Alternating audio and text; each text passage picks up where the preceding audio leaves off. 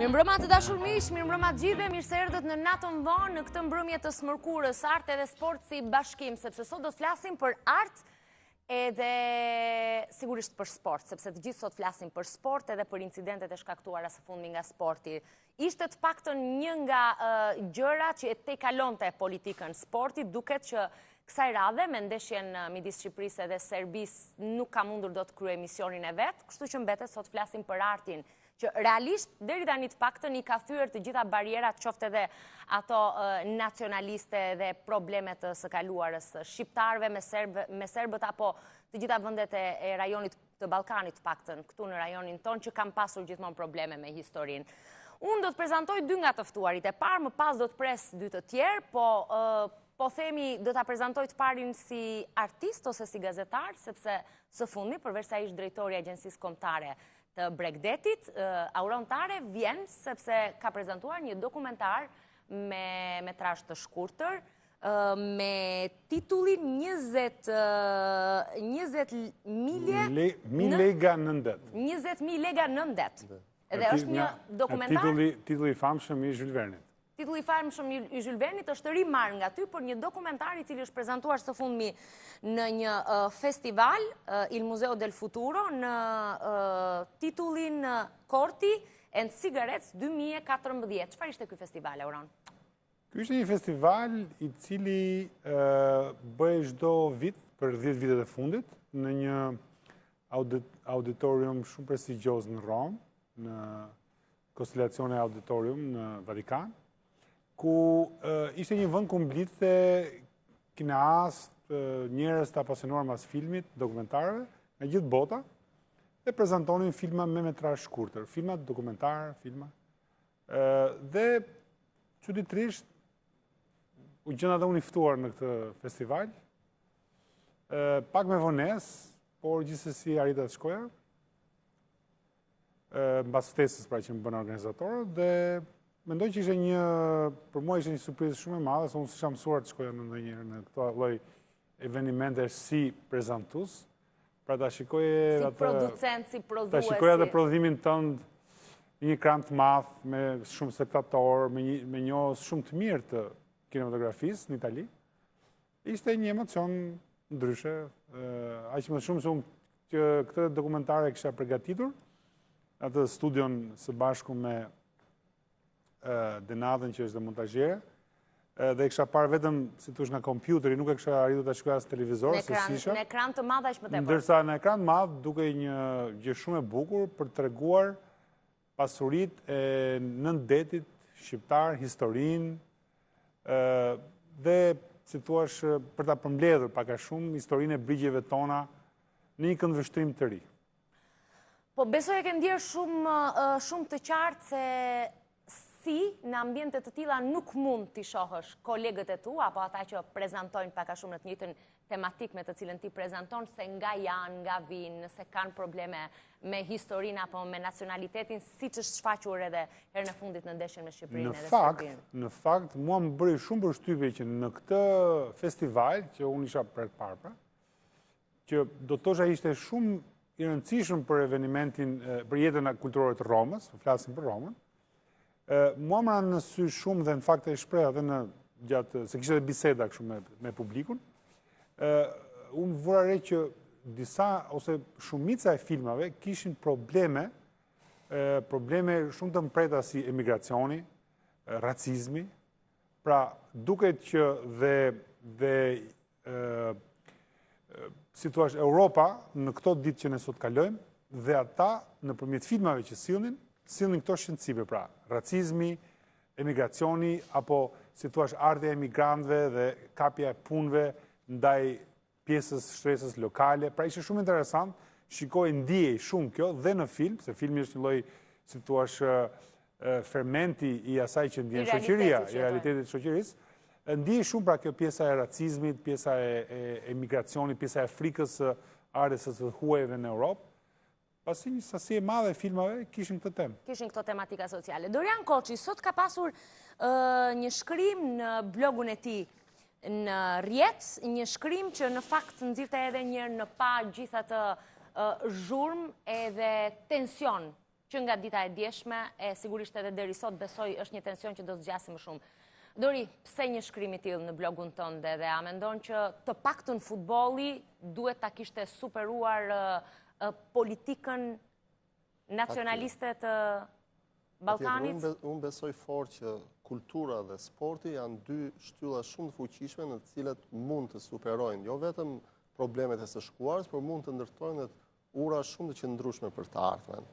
Një nga baballarët e Evropës së Bashkuar thot nëse do të kisha mundësinë që ta rifidoja edhe një herë projektin për të ndërtuar Evropën e Bashkuar, do të desha që ta filloja këtë nga kultura dhe pastaj mbi të fillonte ekonomia dhe politika dhe kështu me radhë. Projekti i Evropës së Bashkuar fillimisht ka kaluar nga ekonomia dhe kultura, le të themi, mbetet një nga shtyllat më të rëndësishme të promovimit të vlerave të bashkëjetesës dhe të vlerave të përbashkëta që ndajnë popujt në rajon. A kuptoj, po ishte një tentativë e dështuar ndeshja e djeshme e futbollit?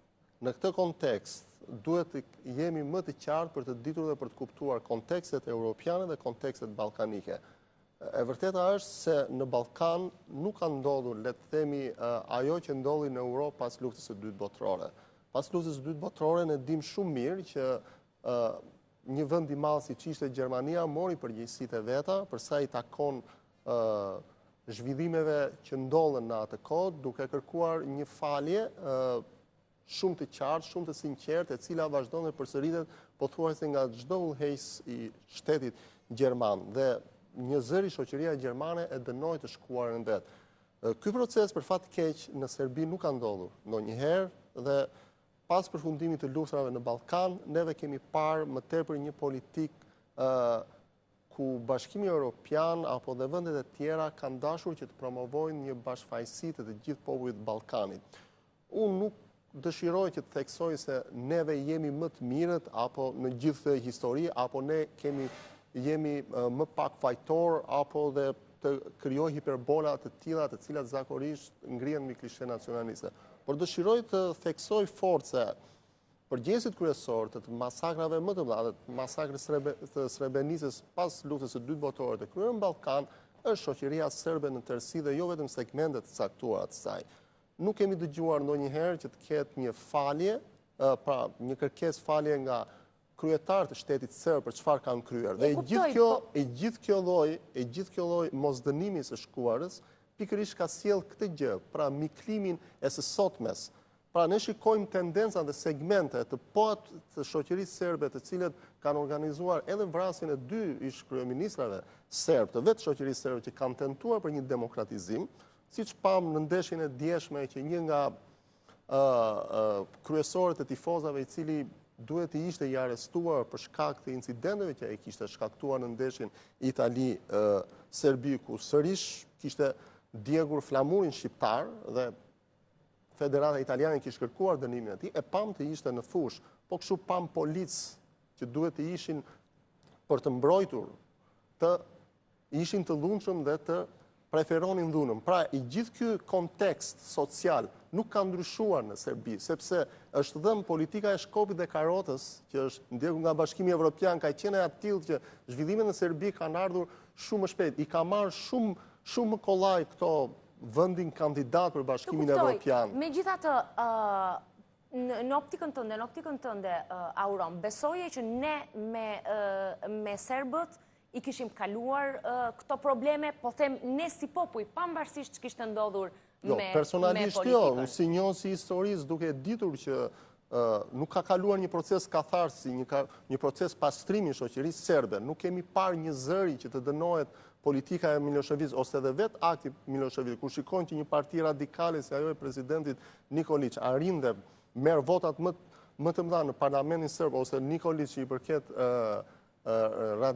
partisë radikale arrin dhe zgjidhet presidentin vendit, sigurisht që këtu nuk ka ndonjë ekuacion të pazgjidhshëm. E vetmja gjë që ka mbetur në Serbi është të mbështesin forcat pro-evropiane për rajonin dhe në emër të këtyre janë anashkaluar ky proces shumë i rëndësishëm i cili ka ndodhur në të gjitha shoqëritë demokratike që kanë kryer krime të tilla ndaj njerëzimit, siç ka kryer shoqëria serbe. Auron, si mendon, shoqëria shqiptare dhe shoqëria serbe, a i kanë kaluar këto probleme, a duhet i kishin kaluar këto probleme, eksperiencat e tua personale në rafshin, nuk e di, në rafshin profesional, që më së shumë t'i lidhet me artin se sa me politikën. Unë kam një eksperiencë personale, në fakt, kur në vitin 2000, në Butrind, në atë kohë me Ministrinë e Kulturës, kryuam atë që u njofë më vonë festivali i dramës antike në Butrind e tjere tjere. Dhe në atë vit ne ftuam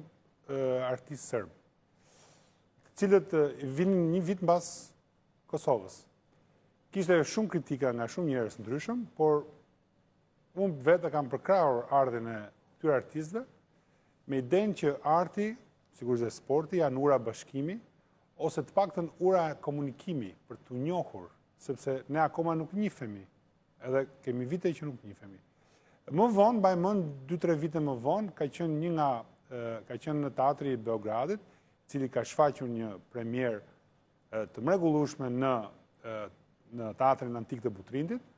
Mbaj mend që kam qenë krah Kadriroshit, kur ka filluar një shi jashtëzakonshëm dhe shqiptarët që ishin ulur në shkallët e gurta për respektin e lojës mrekullueshme të artistëve serb nuk iknin nga shiu, ndërkohë dhe aktorët serb për respektin e ne që ishim ulur nuk iknin, dhe ka qenë një natë e jashtëzakonshme kur regjizori pastaj ka dalë duke qartë dhe tha unë nuk e prisja kurtha që shqiptarët më bënin këtë lloj nderi, pra si thua pa nderi në fund në këtë rrebesh shfaqjen time. Pra, si thua magjia e artit e njeh këtë lloj sinteze, pra këtë lloj komunikimi, pavarësisht gjuhës, pavarësisht kulturave. Kush do t'ja di për politikën sot nga artistët? Problemi është ky, unë incidentin e mbrëmshëm e shikoj kështu. Sigurisht, si te ne, si në ish Jugosllavi, në gjithë vendet, pra të Jugosllavisë dhe në Serbi, veçanërisht, flasim për sportin, ka huliganizëm, pam dhe të ndeshja në Shkodër me Tiranë, pra ka njerëz të dhunshëm. Në sport ka ekstremist. Sigurisht, do më thënë, nëse, por, momentin që në këtë kuadër hyn politika, pra nëse shikojmë pastaj që presioni i madh i akumuluar për këtë ndeshje, mos dhënia e biletave për tifozët, mos lejimi i tifozëve, mos lejimi i tifozëve kosovarë që të shkonin, etj. etj. Pra e gjitha kjo nga pjesa e politikës, pra nga shteti, e cila e krijoi gjithë të presion të madh, solli si rezultat dhe atë që ne pam dje, pra ishte një lloj trysnie madhe që do pëlqiste diku, ndodhi ajo që ndodhi, pam që autoritetet serbe nuk kishin marrë asnjë lloj mase për të ruajtur të gjithë këtë ndeshje normale, dhe ajo që mua më shqetësoi shumë nuk ishte thjesht pjesa e ndeshjes, sepse kemi parë edhe në vende të tjera skena të tilla, mua më shqetësoi pjesa e politikës që ndërhyri pastaj në këtë ndeshje, pra komentet, ministra, pra kryeministra, etj. Zyrtarë, etj. Si thua deri për hir të diçka ndoshta mund ta them që duke qenë se kam një lloj kështu bashkëpunimi pune me CNN-in, deri tek korrespondenti CNN-it në Beograd, i cili në një nga shkrimet e fundit që ka bërë para disa orësh, kishte përmendur rastin e Olsi Ramës si organizatore etj. Pra kishte sigurisht u bë intervista sepse për të vërtetës gazetarët ne të tre shkruajmë, e dim që nuk mund të pyesësh vetëm njërin për një ngjarje, do të pyesësh të dy. Dhe gazetari i CNN-it i Beogradit nuk ishte pyetur krahun tjetër, pra zotin Rama, për këtë lloj incidenti dhe lajmi që u dha nga një kanal prestigjioz, siç CNN-i, ishte një lajm jo profesional, sepse nuk ishte kapur dhe pala tjetër. Kështu që si thua detrysnia deri tek ndërhyrja e mediave në këtë lloj psikoze, kjo themun, kjo mendoj unë, është ajo që mua më shqetëson. Nuk më shqetësoi rasti i djeshëm i stadiumit, sepse ka ndodhur në shumë stadiume tjera. Ndërhyrja e politikës, ndërhyrja e fortë e medias në krijimin e kësaj klime, është ajo që ne na jep, si thua, atë pamjen e shoqërisë e cila në këto lloj nivele nuk ka arritur dot të kaloj, të kaloj pjesën agresive. Sepse në rafshin njerëzor, ne, unë, ti tjetër, kemi miq serb, grek, maqedonas apo jo. Në rafshin njerëzor ne të gjithë kemi miq. Të gjithë kemi dëshirë, për shembull, mund të shkosh në Beograd, ose unë kam qenë në Sarajevo, për shembull, ose në Kroaci etj, kalojmë shumë mirë, kemi na afron shumë kultura ballkanike që kemi njëri tjetrin. Por përfshirja e segmenteve të caktuara shumë agresive me politikën, për qëllime politike, bën që të krijojnë tensione të tilla. Tensione të tilla. Dhe pastaj fillon kemi dhe nga krajon, pastaj kemi edhe ne ato pjesën e folklorizmit, nuk e di këtë dëgjova tani shkaras në televizor, ka dalë dikush do t'japi qytetar nderik. Pastaj fillon folklorizmi shqiptar dhe çdo gjë kthehet në banalitet. Në vend që diskutohet në mënyrë me mendje të akull për këtë gjë, pra për t'i hedhur si thua ujë zjarri dhe për ta sheshuar ose të paktën të kemi një dialog, fillojmë dhe pastaj folklorizmat dhe tona dhe e rikarikojmë përsëri situatën. Po unë besoj më mirë se sa arti dhe sporti, asnjë gjë nuk mund të kaloj kufit, konceptet, barierat të politikës në tërësi, jo të politikës son rajonale. Unë do të ftoja në këtë moment të shiknit një pjesë të atij materiali për cilin foli Auroni, që ka të bëjë pikërisht me festivalin ku prezantua 20.000 lega në ndet, një dokumentar shqiptar që tregon për pasurinë tonë nujore. Më pas do të pres dy artistë. Ata janë shumë të veçantë dhe janë pjesë e një projekti që në fakt është mbyllur ditën e sotme, Informal Mind, më shumë se çdo gjë tjetër, ka thyer çdo lloj bariere konvencionale, jo vetëm të realitetit e të problemeve sociale, por edhe të artit në vetvete. I presim pas pak.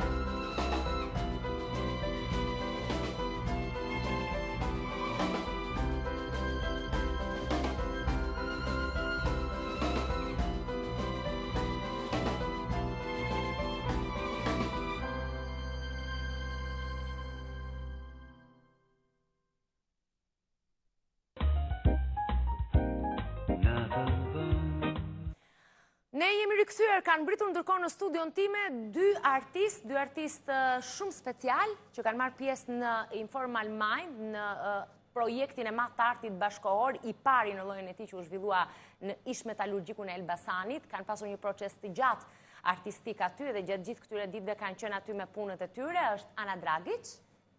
Hello. Mirë se erdhe Ana, edhe Boris Shribar. Mirë se erdhe Boris. Hello. Hi. Ana, më thuaj si ishin gjithë këto ditë procesit artistik në Shqipëri, në Tiranë edhe në Elbasan, ish metallurgjik. I just have one thing to add. I'm not an artist, I'm a curator and cultural manager. And I was invited by the organizers to suggest some Serbian artists for the festival. Unë uftova për të marrë me disa artistë të festivalit.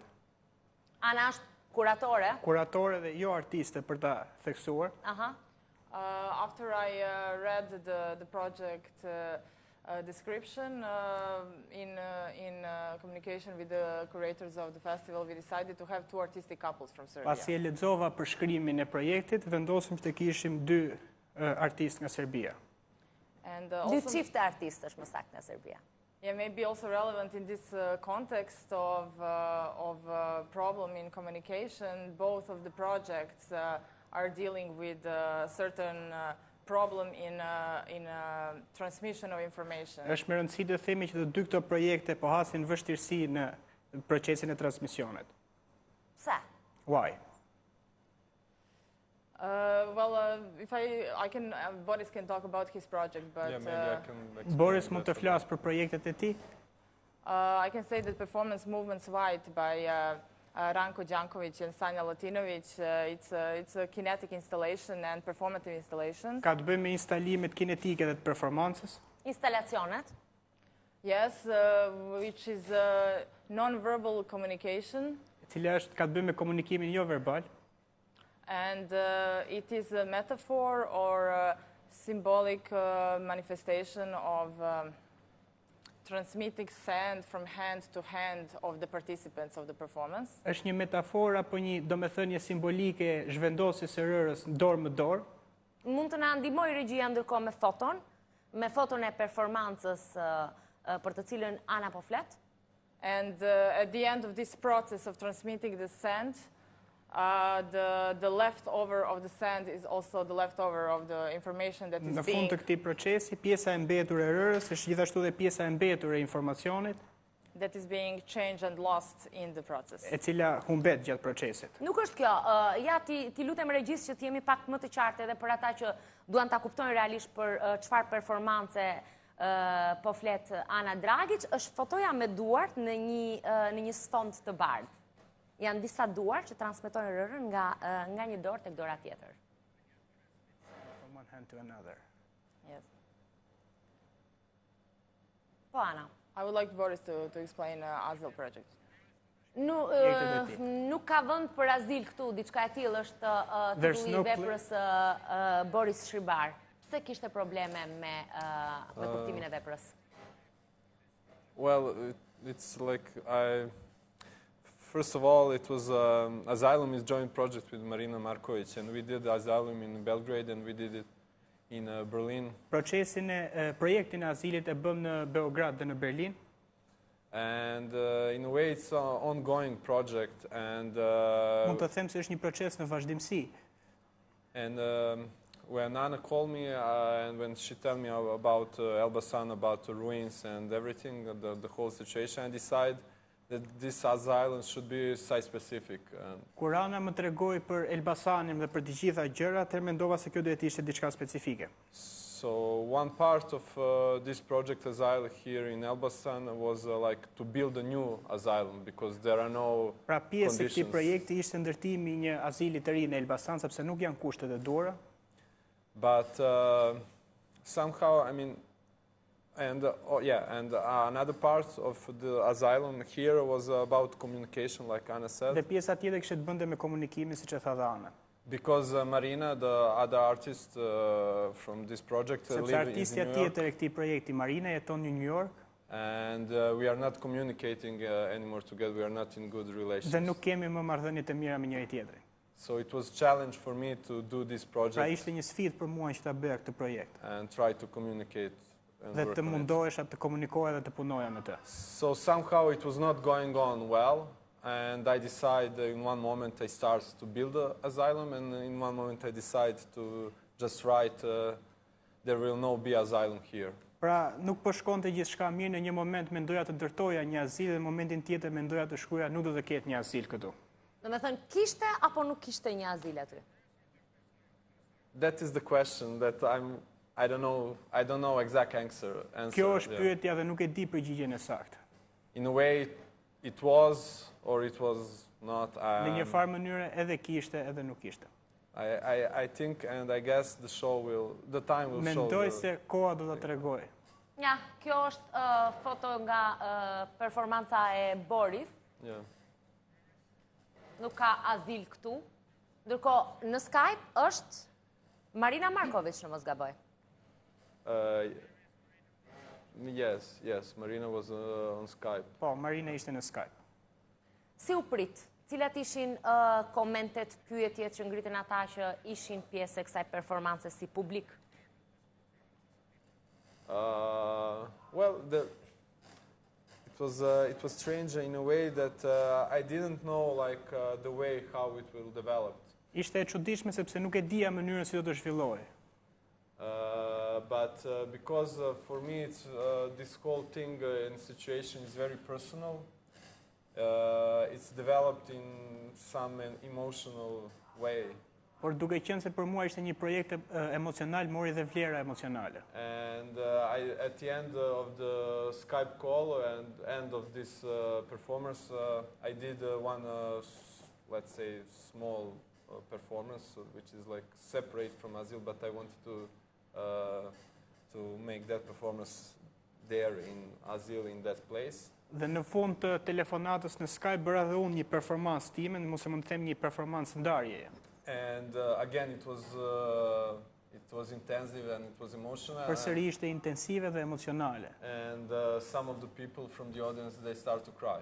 Dhe disa nga publiku filluan të qanë. And for me that was like just enough. Like it was like it was goal. It was like that.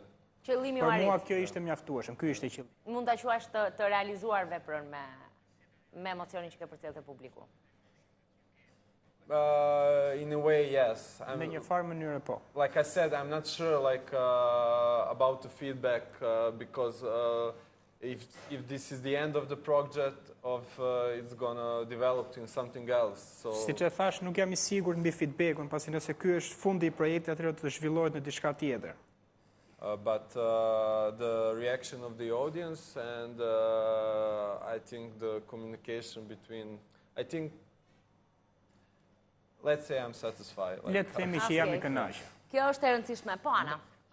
Yeah, I just wanted to add that both projects of Serbian artists, they are kind of, they existed before Elbasan, but they are adopted. They became more specific. Doja të thoja që të dy projektet ekzistonin që para Elbasanit, por aty u bën më specifike. For example, Azil project, Marina and Boris, they were referring to cultural institutions of Serbia, asking them for cultural asylum, asking them for space, the studio for artists to work in and to produce their artworks. Për shembull, projekti I azilit I referoi projekti që kishte edhe në Serbi për kërkuar më tepër hapësirë për artistët. But in the context of Metallurgicu, where the infrastructure doesn't exist for artists to produce their works.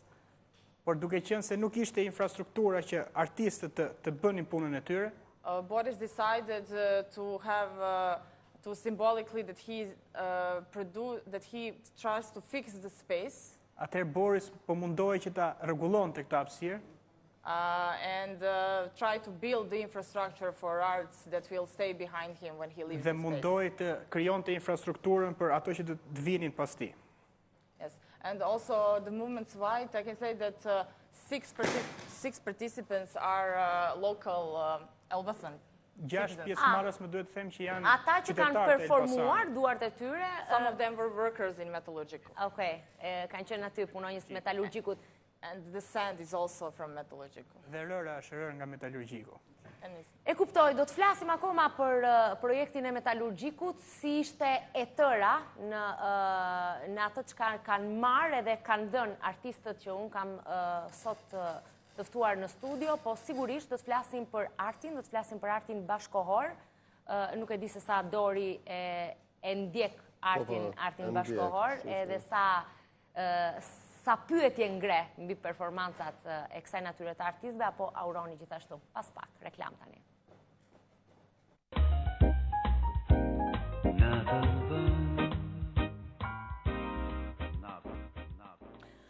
Jemi rikthyer, për gjithë ata që sapo janë bashkuar me ne, unë kam në studio Auron Tare, Dorian Koçin, Dragic edhe Boris Shribar.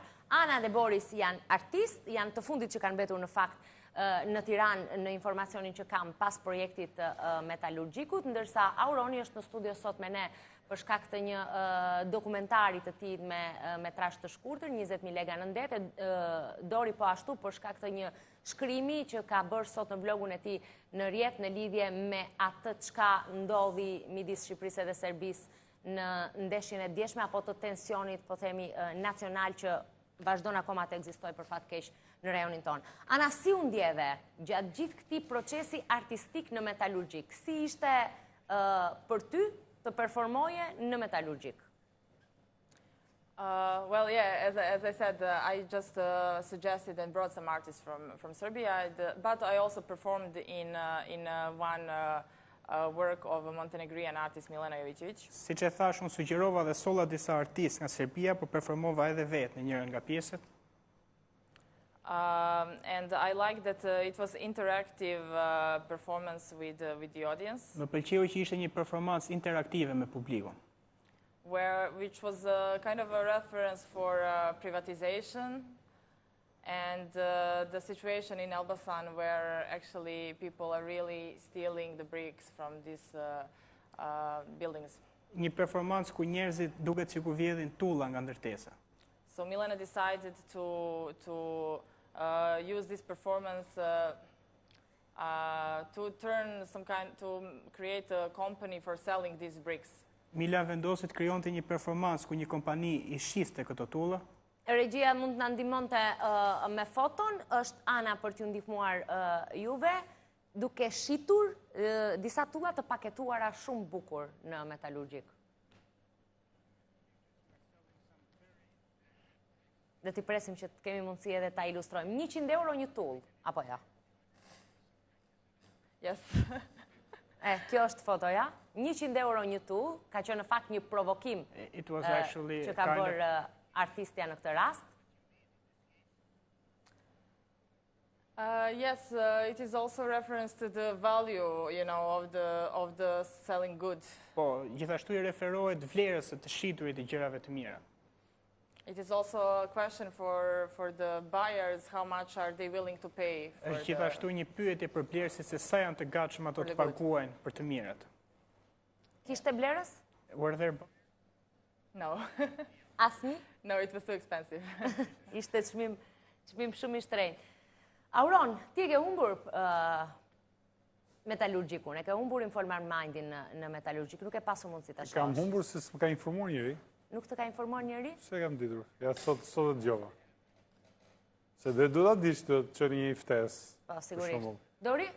Jo, edhe unë nuk e kam ndjekur. Nuk e ke pasur diçka kapa në rrjetet sociale, por nuk arrita dot ta ndjek. Është e çuditshme se si artist nga, po themi nga gjithë bota, vinë në një vend që për shqiptarët është tashmë një vend I harruar, madje I lënë më njanë, për të provokuar aty edhe për të ngritur pyetje për realitetin që është shqiptar, po aq sa është edhe ndërkombëtar. Metalurgjiku ka një histori sociale, le të themi, goxha të rëndësishme për sa I përket zhvillimit aktual të zonës dhe ka tërhequr gjithmonë vëmendjen e gjithë studiusëve. Unë di madje që ka studiusë antropolog që kanë ardhur dhe bëjnë studime doktorature, ose studentë shqiptarë që studiojnë jashtë, bëjnë studime doktorature për të parë impaktet sociale që ka patur në një vend si Elbasani, ngritja e një vepre të tillë siç konsiderohen në atë kohë, ku kishte shumë shtresa shoqërore, të ardhur njerëz të ndryshëm, giganti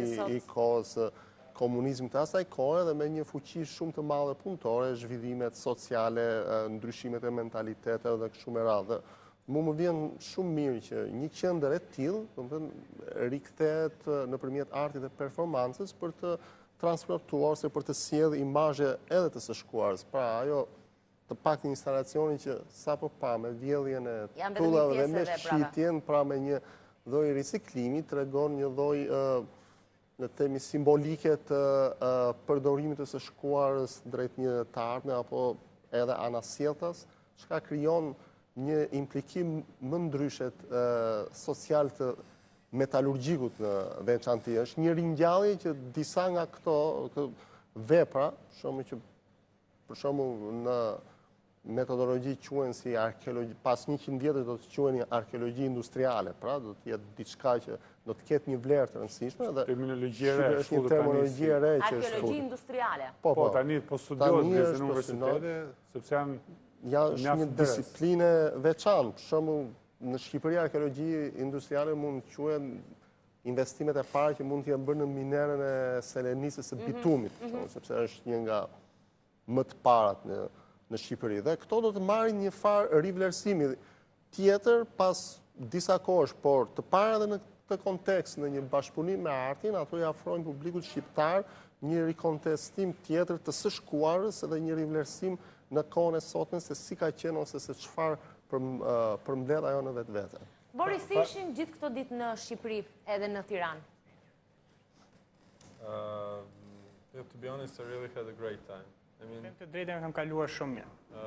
The things around the festival, like met lots of new people, and Kam takuar shumë njerëz të ri dhe nuk e di. And since like this is the first time for me in Albania and in Tirana, I'm like pleasantly surprised and like I said, I really have a good time. Kjo është hera e parë për mua në Shqipëri dhe në Tiranë, por siç e thash, e kam kaluar shumë mirë. Kur erdhe për në Shqipëri, çfarë prisje? Përveç pjesës artistike dhe procesit artistik. Yeah, I don't like. Honestly, I'm traveling a lot, so I don't have prejudice about. Të jemi sinqert, udhëtoj shumë dhe nuk kam paragjykime mbi vendet. But I was listening a story in Serbia like, I don't know, 10, 15 years ago that there are no traffic lights and etc. Por dëgjoja historinë e Serbisë si 10 para 15 vjetëve që nuk ka semafora apo gjëra të tilla. So I don't know, and when I came I saw like city like any other city. Dhe kur erdha pash një qytet si çdo qytet tjetër. Of course, I mean. But yeah, anyway, I didn't have any special expectation. Gjithsesi nuk kisha ndonjë pritshmëri të veçantë. Ana, jemi kaq afër edhe ndonjëherë për te artit, që sigurisht te kalon gjitha barierat, duket sikur jemi kaq larg. E vën re këtë gjë? E ke vën re këtë gjë në të dytën herë që ke në Shqipëri? Yes, but it is actually the truth that through the media we don't. Media is filtering information. Po, por është e vërtetë që media po e filtron informacionin. And only through personal experience you really get to know the culture. Dhe vetëm nëpërmjet eksperiencave personale mund ta njohësh kulturën. I personally didn't know a lot about Albania, but I think Elbasan Metallurgic was exactly the place to get to comprehend the history of Albania and the consequences of transition. Unë personalisht nuk e njeh historinë e Shqipërisë, por mendoj se Elbasani dhe Metallurgjiku ishte vendi I duhur për të njohur këtë histori. So in a way, I think this project it couldn't be more emancipatory for us, for Serbian artists. Pra besoj se ky projekt nuk mund të ishte më tepër emancipues për artistët serb. Auron, si ka mundësi? Jemi kaq afër? E njëjta pyetje që I bëra dhe Anës. Edhe ndonjëherë duket sikur jemi kaq larg, e njohim kaq pak njëri tjetrin për shkak të medias, për shkak të distancave dhe paragjykimeve që na bëjnë të stepemi për të shkuar në Beograd apo për të ardhur në Tiranë. Unë kam luajtur basketbol dhe në kohën që luaja basketbol e kam njohur Jugosllavinë asaj kohe jashtëzakonisht shumë mirë, sepse çdo të shtunë shkonim me vrap në shtëpi për të parë ndeshjet e basketbollit jugoslav. Me ato antenat tona të famshme me letër alumini etj. Kështu që çdo të shtunë e shikonim Partizani Beogradit, Cibonën, gjithë ekipet e famshme, kështu që unë atë kohë kam njohur shumë Jugosllavinë, por sigurisht është e vërtetë që ne nuk e njohim shumë mirë njëri tjetrin. Dhe arti dhe sporti, mendoj unë, janë dy urat e komunikimit, të cilat Do të na bëjnë të njohim vetveten e sigurisht Jo, edhe po njëri shiko, tjetrin. janë ura komunikimi, janë ura për të folur me një tjetrin, sepse politika në një farë mënyre, si thua, nuk ka shumë impakt në jetën e të dy popujve në komunikim, pra sepse politika, si thua, ka një tjetër gjuhë, ndërsa arti dhe sporti ka një gjuhë tjetër, që është më e thjeshtë, më e kapshme, më e prekshme nga publiku i zakonshëm. Kështu që mendoj që ndoshta kemi më shumë nevojë që të lozëm më shumë ndeshje sporti me një tjetrin. Jo se e djeshmja. Jo se e djeshmja, ose që të sillim dhe të shkojmë më shumë artistë tek njëri tjetri, për të filluar dhe për ta kuptuar njëri tjetrin, sepse është shumë e rëndësishme që të fillojmë ta kuptojmë. Boris, mendon që do t'i kalojmë ne këto probleme të së shkuarës nëpërmjet artit, sa fort duhet ngulmojmë tek arti për t'i kaluar këto plag të së shkuarës? I think the art exchange is like one of the best thing that you can do in this situation, like bad communication, because like shkëmbimi i artit është nga gjërat më të mira që mund bëhet në këtë situatë. I know from my personal cases that I solve many situations in my life through art projects, so I guess personalisht e di që në jetën time kam zgjidhur shumë probleme nëpërmjet artit. You can do that in general with other people. Kjo mund të ndodhë dhe me njerëz tjerë. But not with football. Po jo me futboll. Me sa duket, në fakt futbolli duhet ishte ka dhe një gjë, në të njëjtin kontekst. Fatkeqësisht edhe historia që ne mësojmë për njëri tjetrin nuk është historia ajo që ne duhet mësojmë, pra një histori pak më e zhveshur nga nacionalizmi, nga si thua politika që na ndan në klishe. Për shembull, për një rast në betejën e famshme të betejën e Kosovës. Po, kur shumë pak, ose si thua, na duhet lexojmë të huajt, jo autorët tanë, jo autorët sërbë, po gjithmonë të huajt, për të kuptuar që në ato dy përleshje të famshme, ku fillon dhe si thua sherrri jon nacional, kanë marrë pjesë nga të dy krahët, si shqiptar, si serb. Pra dhe me trupat turke kishte shumë serb ushtri, që leftonin kundër serbëve të tjerë, ashtu siç kishte shqiptar. Dhe kjo është një gjë që nuk tregohet ose nuk flitet, ose historia jonë, si thua, dhe historia serbe e mundoi ta heqi për të nxjerrë nacionalitetin. Dhe ndoshta dhe mësimi apo rishikimi i historisë me një sy tjetër do të shikoj ose do na ndihmoj shumë për të kuptuar njëri tjetrin më mirë dhe për të shtensionuar atë që ne pam dje, pra që ti referohemi. Atë tension të akumuluar që shpërtheu edhe një fushë të vlerë futbolli që aty lloj agresiviteti për hir të nacionalizmit. Duhet pak më tepër, historianët i kanë fare. Absolutisht, jo. Duhet pak më tepër evropianizim në rajon. Dhe për këtë një shembull më i mirë është shembulli i miqësisë franko-gjermane, i cili menjëherë pas mbarimit të luftës së dytë botërore krijuan deri dhe komisione të përbashkëta për historinë. Të vështirë për te historianëve, për te politikanëve, për te ultrasve të ekipeve të futbollit. Ne si popull do ta kalojmë këtë moment vështirë? Patjetër, unë kam besim se në Ballkan po frymë prej kohësh një herë dhe të gjitha proceset integruese, duke filluar që nga Bashkimi Evropian, që nga pjesëmarrja në NATO dhe në tjera, janë institucionet të cilat shuajnë kontradiktat e së shkuarës dhe hap një rrugë më të gjerë bashkëpunimit dhe kooperimit në rajon. Unë do ta përshëndes në sot për shembull deklaratën që ka bërë ministri Joni Punëve të Jashtme, i cili në mënyrë shumë korrekte, shumë qytetare, ka vendosur disa piketa mbi bazën e një dialogu i cili do të ishte shumë mirë të kishte qenë edhe nga ana tjetër, nga pala tjetër, pra të mos jetë më ajo puna e shmangjes ose e telefonave të mbyllur ose e mosdarjes së problemit ose e mbajtjes së një historie së shkuar dhe sjelljes akoma në të sotmen. Shqiptarët e serbët nuk kanë më se çfarë të ndajnë, ajo çfarë ishte për të ndarë është zhvilluar tashmë, ne jemi dy shtete në rajon, Shqipëria dhe Kosova, dhe të cilat besoj se nuk kanë alternativë tjetër me Serbinë përveç se për të patur një paqe dhe një fqinjësi të mirë. Ne nuk dëshirojmë që të kemi një armiqësi të përjeshme që nuk të çon asgjikundi. Dhe aq më tepër ka patur periudhat e historisë, siç tha dhe Auroni më parë, që bashkëpunimet kanë qenë të ndërsjellta, mbi jetesa në çatin e perandorive të mëdha, ka krijuar dhe marrëdhënie shpirtërore, kulturore, zakone të përbashkëta, dhe të gjitha këto duhet të vlerësohen dhe të risillen në një frymë evropianiste në rajon, për të mos lejuar që fantazmat e së shkuarës të rishfaqen sërish, siç u shfaqen në stadium ditën e dieshme. Ana, si mendon? Do ta harrojmë atë të dieshmen e do ta bindim politikën që t'i lëri pas gjithë problemet e së shkuarës? Do ta rim dot ne, si qytetar, si popull, si artist, si gazetar, si profesionist? Yeah, sure, especially as professionals. Po, sigurisht, sidomos si profesionist. Because I don't believe there is an honest political will and desire for reconciliation. Sepse nuk besoj se ka një vullnet politik për bashkim dhe besoj se kjo është një fatkeqësi. It's actually on the regular citizens and professionals to not to wait for not to go in ahead with the negotiation process. Pra I takon tashmë qytetarëve dhe profesionistëve që të mos vazhdojnë përpara me këtë ngjarje. Because it has not a lot to do with the actual life of the regular citizens. Sepse këto nuk kanë të bëjnë me jetën e përditshme të qytetarëve.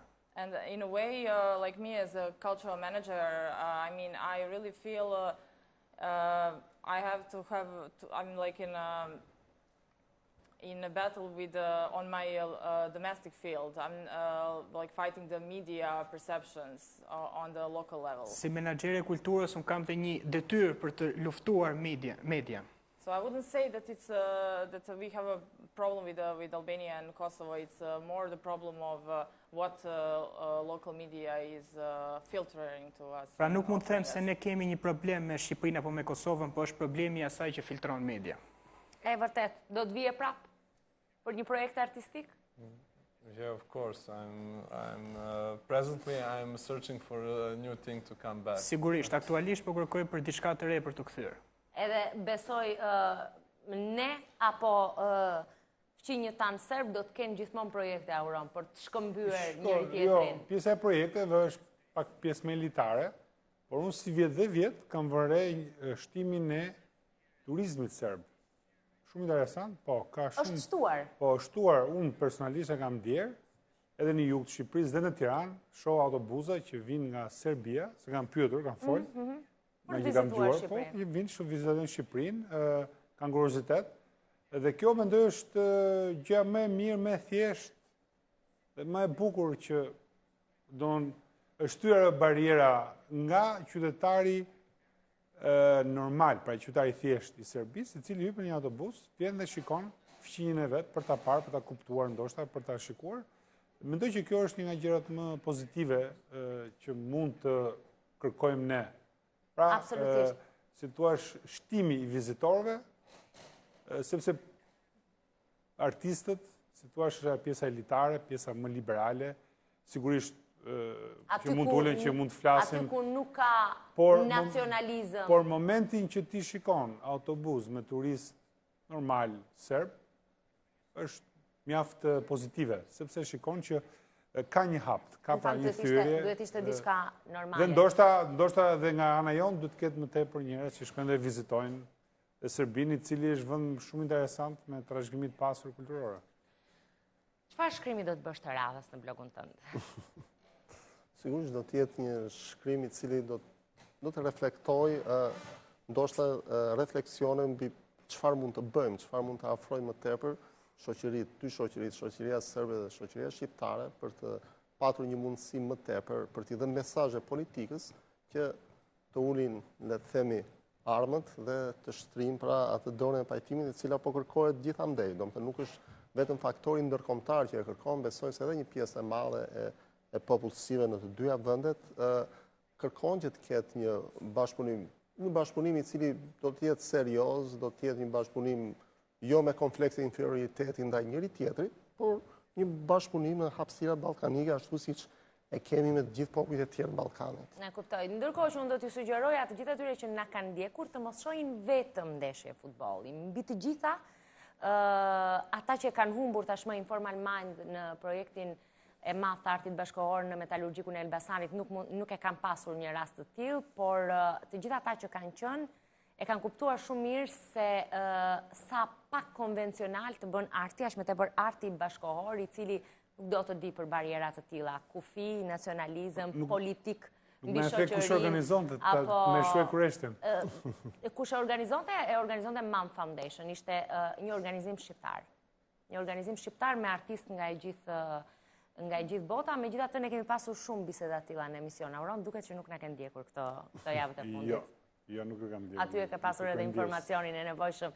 Gjithsesi unë ju falenderoj të gjithëve që na ndoqët. Falenderoj më së shumti Anën edhe Borisin, që ishin këtë mbrëmje në natën vonë, edhe Dorin edhe Auronin që erdhën u bërën pjesë e bisedës mbrëmjen e sotme. Të gjithë ju që do donit na ndiqni, nesër është takimi i radhës, po në orën 23. Natë e mirë.